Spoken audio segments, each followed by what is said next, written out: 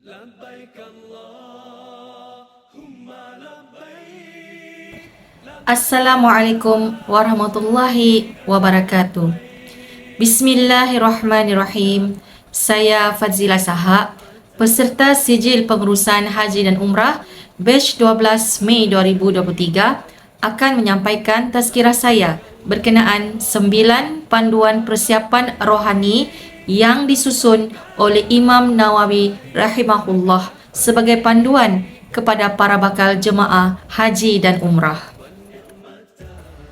Setiap jemaah umrah perlu melakukan persiapan yang secukupnya sebelum pergi melaksanakan ibadah umrah atau haji.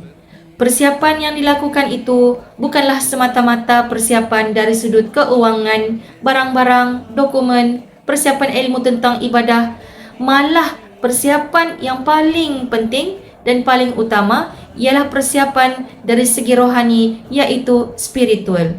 Pentingnya bab berkenaan persiapan ini menyebabkan Imam Nawawi rahimahullah mengabadikannya di dalam bab yang pertama dalam kitab Al-Idah fi Manasik Al-Hajj wal Umrah, atau maksudnya keterangan dalam hal ibadah haji dan umrah.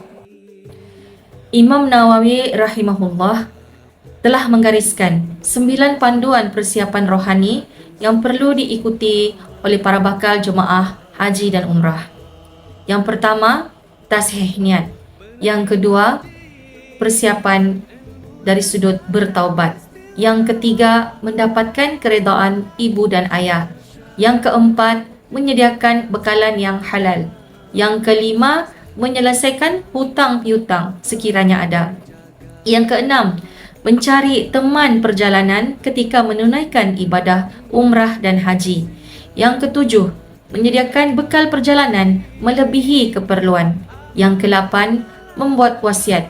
Dan yang kesembilan, mengamalkan zikir-zikir dan doa sepanjang perjalanan yang telah diriwayatkan oleh Nabi dan salafus soleh.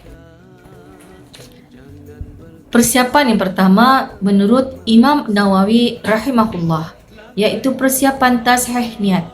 Tashih daripada sahih. Sahih maknanya betul.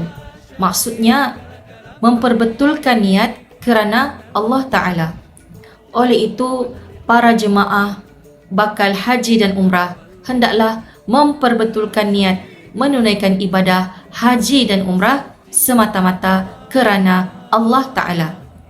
Daripada Amirul Mukminin Abu Hafs Umar Al-Khattab radhiyallahu an, katanya, aku mendengar Rasulullah sallallahu alaihi wasallam bersabda bahwasanya segala amalan itu adalah dengan niat dan setiap orang mendapat pahala berdasarkan apa yang dia niatkan. Sesiapa yang berhijrah kepada Allah dan Rasulnya, maka hijrahnya itu adalah bagi Allah dan Rasulnya. Sesiapa yang berhijrah kerana dunia yang dia inginkan memperolehinya, atau kerana seorang perempuan yang dia ingin nikahi, maka hijrahnya itu adalah kepada apa yang dia niatkan. Persiapan yang kedua menurut Imam Nawawi rahimahullah ialah bertaubat. Sebagai manusia, kita sering melakukan dosa-dosa besar, dosa-dosa kecil tanpa kita sedari. Contohnya, tidak menjaga aurat, tidak menjaga solat, bergaul bebas tanpa batas antara lelaki dan perempuan. Dan ada kalanya kita tidak menjaga masa, sering membuang masa, melakukan perkara yang sia-sia, termasuklah perkara yang lagha. Jadi, sebagai para bakal jemaah haji dan umrah, amatlah penting untuk kita melakukan taubat dengan taubat nasuhah, iaitu meminta ampun kepada Allah Ta'ala atas segala dosa-dosa yang pernah kita lakukan. Seterusnya, persiapan yang ketiga, para bakal jemaah haji dan umrah hendaklah terlebih dahulu mendapatkan redha ibu dan ayah. Ini kerana redha Allah itu berada dalam redha ibu bapa. Oleh itu, para jemaah bakal haji dan umrah yang masih mempunyai ibu dan ayah hendaklah meminta ampun dan maaf di atas segala kesilapan, segala dosa yang mungkin pernah kita lakukan tanpa kita sedari kepada kedua orang tua kita, agar ibadah yang kita lakukan nanti Allah mudahkan, Allah lancarkan urusan. Persiapan yang keempat pula, para bakal jemaah haji dan umrah hendaklah menyediakan bekalan yang halal, yakni hadis Rasulullah sallallahu alaihi wasallam. Allah Ta'ala itu baik dan bersih. Dia tidak akan menerima kecuali yang baik dan bersih.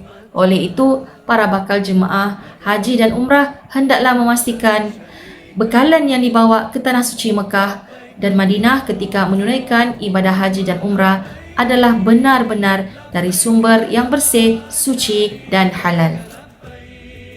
Persiapan kelima, para bakal jemaah haji dan umrah hendaklah menyelesaikan segala hutang piutang yang ada. Persiapan yang keenam, para bakal jemaah haji dan umrah hendaklah sebaik-baiknya mencari teman perjalanan yang baik sepanjang melakukan ibadah haji dan umrah. Dalam surah Al-Maidah ayat yang kedua, Allah berfirman, hendaklah kamu tolong-menolong dalam perkara kebajikan dan takwa. Persiapan yang ketujuh, para bakal jemaah haji dan umrah adalah amat digalakkan untuk menyediakan bekal perjalanan melebihi keperluan. Persiapan yang ke-8, para bakal jemaah haji dan umrah hendaklah membuat wasiat untuk ahli keluarga yang akan ditinggalkan. Persiapan yang ke-9, menurut Imam Nawawi rahimahullah, hendaklah para bakal jemaah haji dan umrah mengamalkan zikir-zikir dan doa yang sesuai sepanjang perjalanan yang diriwayatkan oleh Nabi dan para salafus soleh. Demikianlah 9 persiapan rohani menurut Imam Nawawi rahimahullah dari sudut spiritual sebelum para bakal jemaah haji dan umrah menunaikan ibadah di Tanah Suci. Diharapkan tazkirah saya ini dapat memberikan manfaat dan dapat dijadikan panduan sebelum para jemaah menjejakkan kaki ke Tanah Suci Mekah dan Madinah.